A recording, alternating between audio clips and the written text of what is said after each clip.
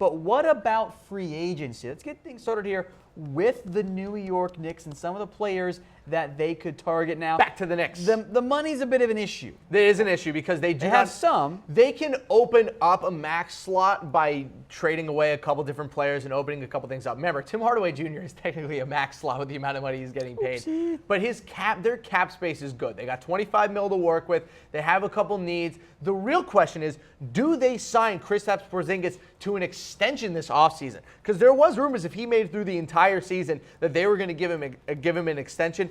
I still think they end up doing it, but if they don't, I would love to see them get Clint Capela. There might not be a better need to fit than Clint Capela is the need to the New York Knicks with what they're looking for down low. Clint Capela, he had a great season. He's finally starting to hit his ceiling as well. The kid from Switzerland who not a lot of people knew of when he got drafted by the Rockets. Everyone kind of was like, who? Who's Clint Capela? It happens a lot in the draft. Now all of a sudden, he's turned into one of the best centers in basketball. He was a top 5 center in basketball this year. Don't get it twisted. He was really, really good, and he wasn't a benefactor of how good the Rockets were. He was one of the reasons that the Rockets were so good. And if you look at their starting lineup with them in there next year, Frankie Smokes, Courtney Lee, Tim Hardaway Jr., Kristaps plus Clint Capela.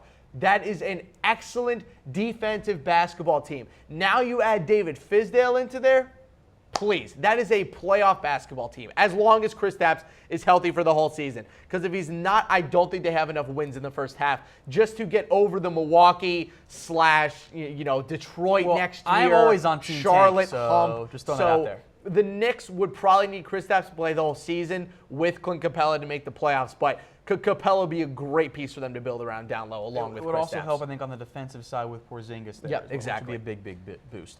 Outside of the big man there for Clint, let's go to a sexier guard option. You've got Isaiah Thomas here. One small thing. We have a comment from Slim2Ms saying, you want Capela to leave my Rockets so bad. I don't want to. But, boy, someone is going to throw Clint Capela the Brinks truck. And speaking of Brinks truck, Isaiah Thomas is not getting the Brinks truck this offseason. He's going to go on a one-year deal to a random team, whether it's the Lakers or the Knicks or someone. Isaiah Thomas is not going to get a big-time contract this season. I think he's going to end up probably staying with the Lakers, but if the Knicks wanted to throw some money at him, we could see him be a great bench guy for the Knicks. Imagine him backing up a Frankie Smokes and Courtney Lee and Jarrett Jack at the point guard position. You bring him in when you need points. You put him in Madison Square Garden. You let him blow up a little bit. I think Isaiah Thomas would be a really nice fit with the Knicks. I think it'd be a fun bench player for them, especially on a one-year deal. Isaiah Thomas does worry me a little bit. Would he really want to be a bench guy? Well, the problem with him now, he does, but you can sell to Isaiah Thomas that you will start games for the New York Knicks next year. You can sell that to him with that lineup because Frankie Smokes, you can play him anywhere. He doesn't need to be your primary ball carrier. And his length does help cover up on defense. Exactly. Frankie Smokes will take the #1 guard on every single team and for the most part shut them down. Tim Hardaway will take the #2 option, and then Porzingis will obviously take the big man down low because then his kids are just to play defense. But Isaiah Thomas, I think, would work for them. I think he'd be a really fun player for them, either coming off the bench or starting. I think it would also help reinvigorate his career because offensive numbers in the Garden will always be more valuable than offensive numbers anywhere else. Let's get on to another guard option, Will Barton, who plays with the Denver Nuggets right now. This is a sneaky underrated one. This in 2K. is a sneaky one. The best backup point guard this year in terms of efficiency in the NBA. He should probably be in conversation for 6th man of the year. He was fantastic for the Nuggets this year. If you're a Knicks fan and you're wondering, why should my team sign Will Barton? Because Will Barton is the perfect fit on your team. He is the perfect counter to Frankie Smokes. Why? Because he brings you what Isaiah Thomas probably doesn't, offensive efficiency. Will Barton is one of the most efficient players in the entire NBA this season and would be a smart signing for the Knicks. Not maybe the flashy pick or the one that's going to blow the fan base away. Will Barton would be the smart pick. He's a guy who's going to actually help you get to the playoffs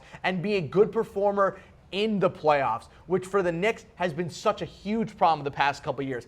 Get rid of Jarrett Jack, get Will Barton in, and all of a sudden you have a guy who in a crunch, you can start at point guard and actually distribute the ball well. He's a better Darren Collison, which is saying something because Collison is a very efficient point guard. Will Barton would be a fantastic pick for the Knicks. All right, so Barton checks in there at number 3. Let's get to our fourth option, another guard, Avery Bradley, who was banged up a lot this year. And as you and I agree, Harris, we don't often agree, but when you leave Brad Stevens, you're typically not quite as good. I put Avery Bradley with the Knicks because the only way that Avery Bradley is going to be as good as he can be is with the right coach. I don't know if Doc Rivers is the right coach, but you give Avery Bradley to David Fizdale, and you're going to have a really, really good player. I also think it fits well with what they're looking for. You move Tim Hardaway to his more natural position at the 3. You let Avery Bradley and Frankie Smokes dominate at the defensive side of the ball. This is one of the best perimeter defenses in the entire NBA with Hardaway, Bradley, and Nila Quinta, along with Cantor down low. You're going to need someone to really dominate, especially with Kristaps. I think they're going to get a defensive big this offseason, but I like Avery Bradley with the Knicks. I think it'd be a really fun pick for them.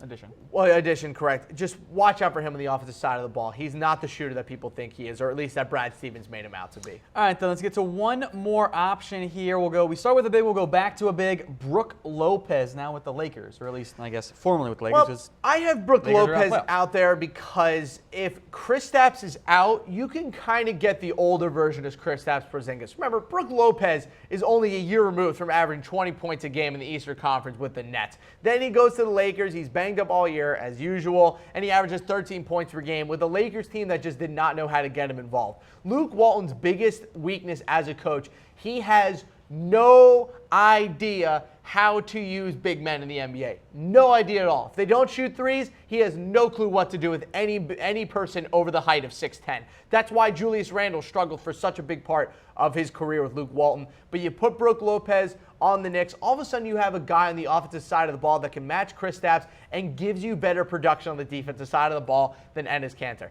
I know that Brook Lopez isn't a great defender. Trust me, Tom. I know Brook Lopez can't play defense. But anyone is better at defense than Enes Kanter, and that includes Brook Lopez. So you add Brook Lopez. He shores up the offense down low when Kristaps inevitably doesn't play for the first half of the season. Good option, safe pick, won't be too expensive. All right, so Brook Lopez there checked in at number 5 on our Knicks free agent targets. Let's go ahead and recap all those here quickly as well for those of you that missed any of the Knicks options here. We have players like Clint Capela, Isaiah Thomas, Will Barton, Avery Bradley, and then Brook Lopez as well. Those were your top 5 guys for the New York Knicks.